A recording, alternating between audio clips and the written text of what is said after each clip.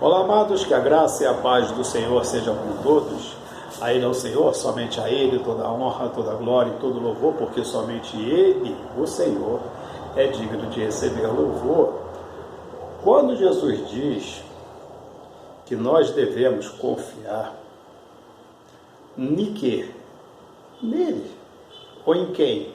Nele. No quê? No Evangelho? No plano de salvação? Ele vai deixar as coisas muito simples. Quando eu falo muitas vezes aqui a respeito de pastores, me desculpa a expressão vulgar, sem vergonhas, pastor que não tem compromisso com a palavra de Deus, mas tem compromisso com o que está no seu coração, que é ter uma igreja grande, que renda-lhe bastante dinheiro, eu não estou atacando o Evangelho, não estou. Eu só estou alertando a respeito dos falsos pastores. A Bíblia, o tempo todo, ela tem essa advertência: cuidado com os falsos mestres, cuidado com os falsos pastores, e ainda diz mais, cuidado com os falsos irmãos. Por quê? Porque os falsos irmãos, eles ajudam muitas vezes no seu coração enganoso, que foi enganado, ele vai ajudar a você a continuar seguindo esses pastores errados, sem que você consulte a Bíblia, fazendo você pensar que é o seguinte: aquilo lá que está falando é ungido de Deus, então você tem que ouvir. Não, antes de ouvir qualquer pessoa que fale qualquer coisa a respeito de um aparente evangelho, você tem que ver primeiro o que está na palavra de Deus. Não era assim que faziam os irmãos de Bereia? Podia ser o apóstolo, seja lá quem for que fosse lá pregar. Ele dizia: espera que nós vamos conferir aqui na palavra para ver se realmente é isso que está escrito. Esse é o melhor segredo para você conhecer se realmente uma pessoa é de Deus ou não.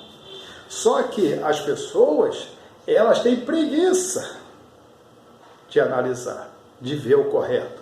E Jesus deixa a coisa bem simples. Coisa bem simples.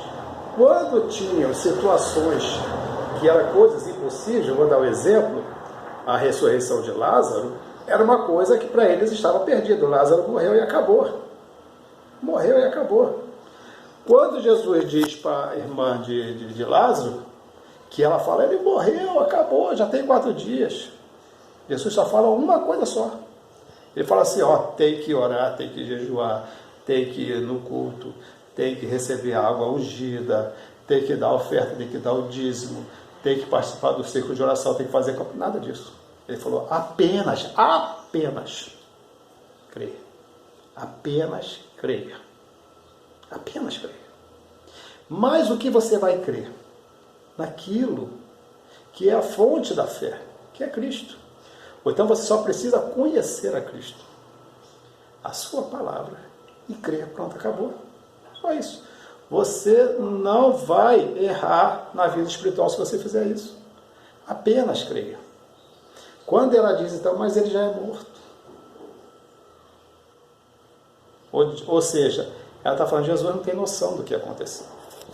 Ele já é morto. Já tem 4 dias, cheira mal. Aí Jesus diz para ela como que se ela dizer assim: tudo bem, eu entendi, ele está morto. Só que você esqueceu de uma coisa, é que eu sou, Jesus falando, eu sou a ressurreição e a vida. Aquele que crê em mim, ainda que esteja morto, viverá. Ou seja, não tem impossível para Deus. Não tem impossível. E para realizarmos o impossível de Deus na nossa vida, o que é impossível para nós, mas que Deus torna possível em Cristo Jesus, nós precisamos apenas crer. Conhecer a nossa fonte de fé, que é Jesus Cristo. E conhecendo Jesus Cristo, nós vamos conhecer a sua palavra, que é a Bíblia. Pronto. O impossível de Deus está sendo realizado na sua vida. O que é impossível de Deus? Todos nós, a humanidade toda, estávamos mortos. Muitos ainda permanecem mortos. Outros ressurgiram em Cristo, mas estão caminhando para a vida eterna. Mas toda a humanidade morta. E chegar assim: não, Senhor, estão todos mortos, não tem mais jeito. Jesus diz: apenas creia, porque eu sou a ressurreição e a vida. Então, toda pessoa que faz parte dessa humanidade morta, se crer em Jesus Cristo, mesmo estando morto, um dia viverá. Porque essa é a promessa.